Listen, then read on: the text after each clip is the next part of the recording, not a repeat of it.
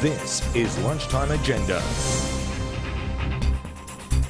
Hello and welcome to Lunchtime Agenda. I'm Laura Jays. Well, yesterday it was Christine Milne courting the attention of the National Press Club that declared the Labor-Greens alliance, the marriage of convenience, was officially over. But Julia Gillard says she's not surprised and says it shows there's a fundamental difference between the two parties, especially when it comes to jobs.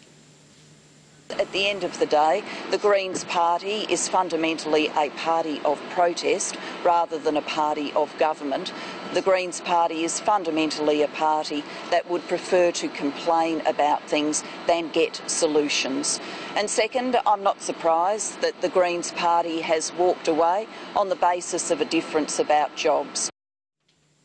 We've seen a lot of product differentiation on both sides. To discuss this particular topic and the politics of the day, we have Graham Perrett, Labor MP, joining us from Brisbane, and here in Canberra with me, the Liberal MP, Alan Tudge. Thank you both for joining me. First, I'll go to you, Graham.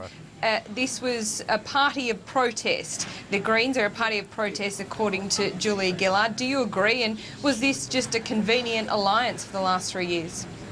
Well, obviously there is always going to be some overlap, and the Labor Party has a fine tradition when it comes to green credentials. You know, if you look back to the 70s, so many of the great initiatives in terms of protecting the environment, national parks and the like, well, they came from the Labor Party, particularly out of some branches of the Labor movement and the trade union movement. So, you know, we've got a good green set of credentials, but over the years the Green Party have stepped up and said that's what they're about. But I certainly agree with the Prime Minister that when it comes to mainstream society, when it comes to jobs, which is obviously what the Labor Party is all about, there's no point, you know, having a philosophical commitment to something if you don't have employment, if you don't have a future for your kids.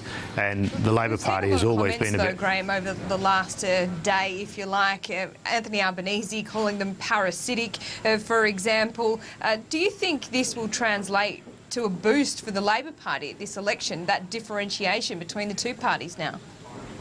Well, I don't know. I think Minister Albanese has a pretty tight contest in one of those inner city seats.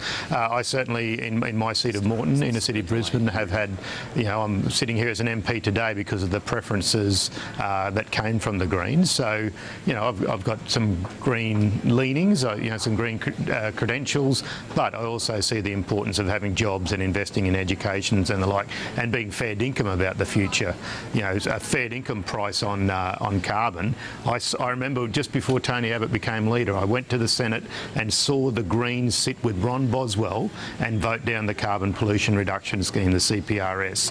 I remember seeing that, and it showed me that how that philosophy and reality sometimes don't connect when it comes to stepping up in the real world. And that's where, you know, we could have had a price on carbon pollution much earlier if the Greens had been a fair income party rather than a party of protest.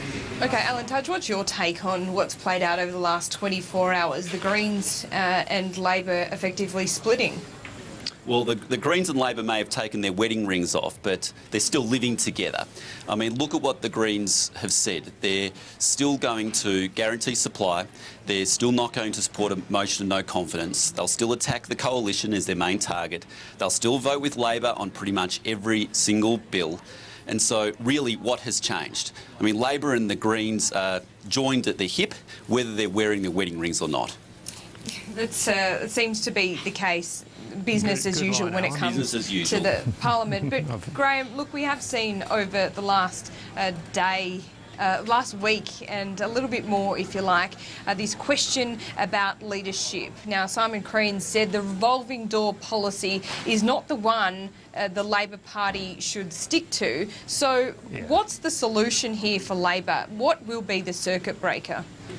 Well, there's nothing wrong with the wiring in the keyboard. The reality is we're having a tough time in the polls at the moment, you know, and that's not unusual when you've had a former Labor Party member swooped on by the police, when you've had some bit of disappointment in the amount of return coming on our super profit on our MRRT. So look, that's the prism through which the poll data was accumulated.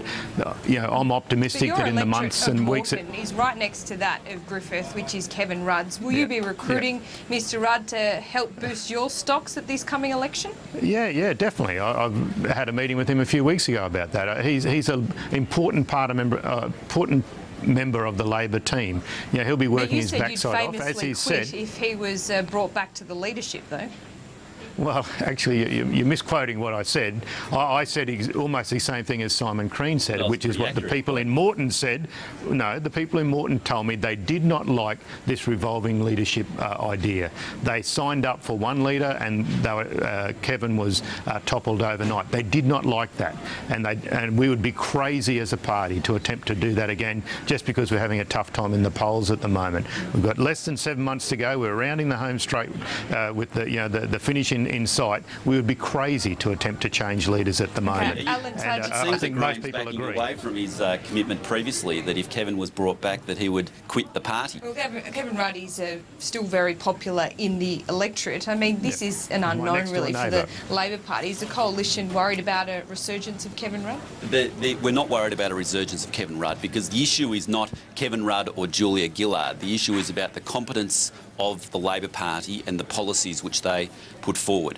I mean, bear in mind, the faceless men got rid of Kevin Rudd for a reason. And that was because he was running a dysfunctional government, because he opened the floodgates on the boats, because he destroyed the budget. I mean, they were the reasons why Kevin Rudd was axed in the first place. So I don't think it's going to be the saviour for the Labor Party by bringing Kevin Rudd back. And additionally, it'd just be another breach of trust with the Australian people who elected Julia Gillard. Look, I do want to get on to some policy areas. Tony Abbott has been out today, a number of commitments he has made. He made some comments about the carbon tax, the mining tax and stopping the boats today.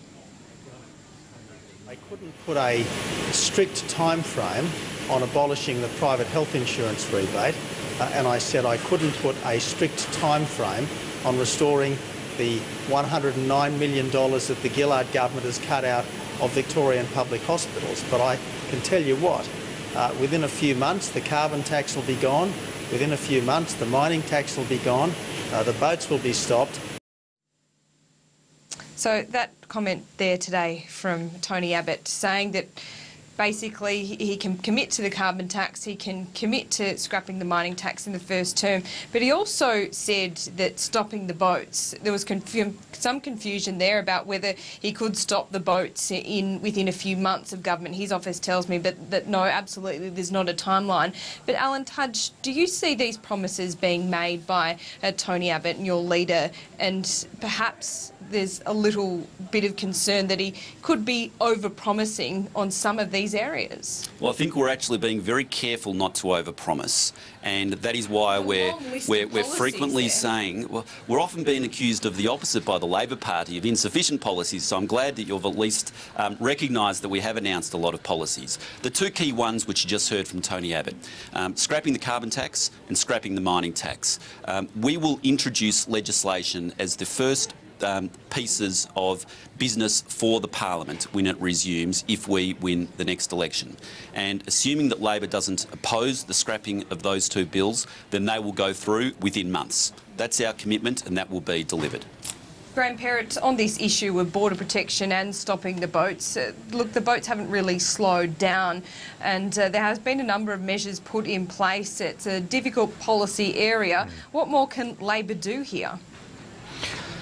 Well, it actually is good to see that it has slowed. The intake has slowed significantly. Now, the reality is these policy levers, that's what good policy is about. You respond to the current situation, not these just throwaway lines and the sheer arrogance of Mr Abbott, making incredible presumptions and assumptions about the composition of the Senate at the moment. I mean, he's certainly the polls, the power of the polls has gone to his head well and truly. Well, that's what he said. He said that he's made an assumption about what legislation will go through the Senate and how, as if there's going to be a clean sweep under the Liberal and National parties after I think September the 14th. Assumption that Labor would not oppose the removal of the carbon tax should we win the election on the basis of that policy. I can tell you this, in terms of a price on carbon, you would have to be a crazy fool to think that the people of Australia, the future of Australia,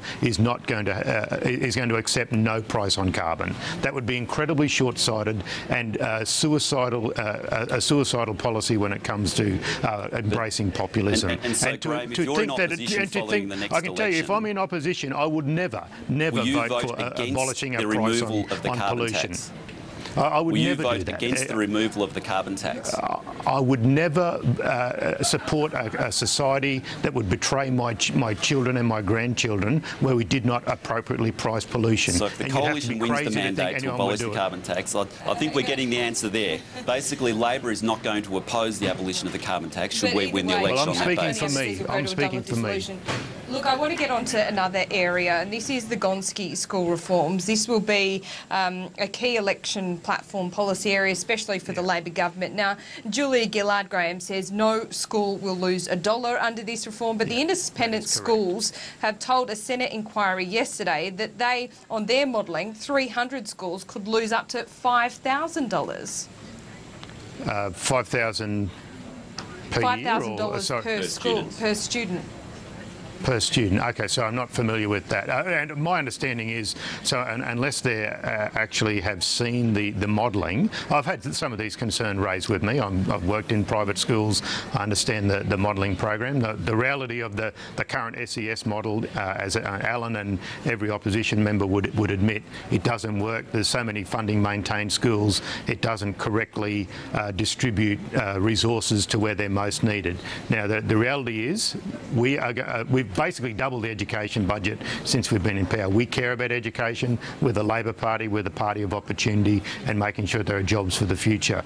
I would be very surprised, shocked and appalled if we had anything under the new modelling arrangements where any school lost $1, and I'm so proud and pleased that the Prime Minister has made that commitment. So I'm not sure what shadows they're dancing at the moment. I'll be seeing the Education Minister tonight and tomorrow, so I don't know how to respond to the shadow that they're dancing at.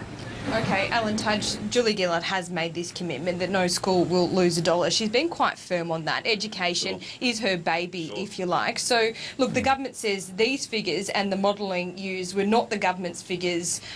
So, aren't you jumping the gun here? There's different modelling that you could use to look at any of these numbers. Sure. I mean, the information that we heard, and I was a member of this inquiry yesterday at the hearing in Brisbane, was that the head of the Independent Schools Association has received the data and has received the parameters from the government, and then they have modelled it through their schools. And on the basis of those parameters and that data, they are saying that 300 schools across the nation will be worse off. The government says it's not their figures, though. Well, they're incorrect, because Bill Daniels himself said that they were using the government's figures and the government's parameters to do their modelling, and so that's not correct. And on the basis of that, 300 plus schools will be worse off by up to $5,000 per student. And these aren't just high fee schools. We heard of an example of a school which charges only $2,000 per year that will lose $1,000 per year under the Gonski model. So this is the chaos which is being caused at the moment, even in the area where the Prime Minister promised so much. We haven't seen the costings and how it will be paid for yet, but I'm sure that'll come in the next budget. Graham, I quickly just want to ask you, the mining tax has been a contentious issue, especially over the last few weeks. Julia Gillard and Wayne Swan said they won't look at the redesign. Is that the right way forward? Well, look, the reality is, in terms of the structure, it's doing what it says it does. The title says super profits. Okay, so when the mining companies are making lots of money, they'll pay more, and that's a good thing for all Australians, because they're only. It's not exactly spreading the benefits of the mining boom at the moment, though, when there's only 156 million raised, 26 million. Yeah, 100. But let's look at the next quarter and the quarter after that, and take a more of a long-term picture. if you look at the Hansard from when the PRRT was introduced, we had the same doom and gloom saying it was never going to do anything for Australia, yet it's raised nearly $30 billion. So I'm sure in the months to come, in the quarters to come, we'll see as the spot prices trend north, which they are doing, that this will give a better return for the Australian population. Okay. Alan Tudge, just quickly, I just wanted to get confirmation, we've only got about 30 seconds left, that the Coalition will be supporting this Senate inquiry that the Greens are putting forward. Is that correct? I'm not sure on that, to be honest, Laura. What I do welcome some kind of information looking into it. We would welcome more information in relation to the mining tax and how this fiasco came about. But what's most important is the mining tax be scrapped along with the carbon tax. Alan Tudge, Graham Perrett, it's always a pleasure. It's never long enough, but thanks for joining the panel today. Thanks, we Laura. will see you soon, Thanks, no guys. doubt. After the break, we'll bring you the latest from Afghanistan with David Lipson.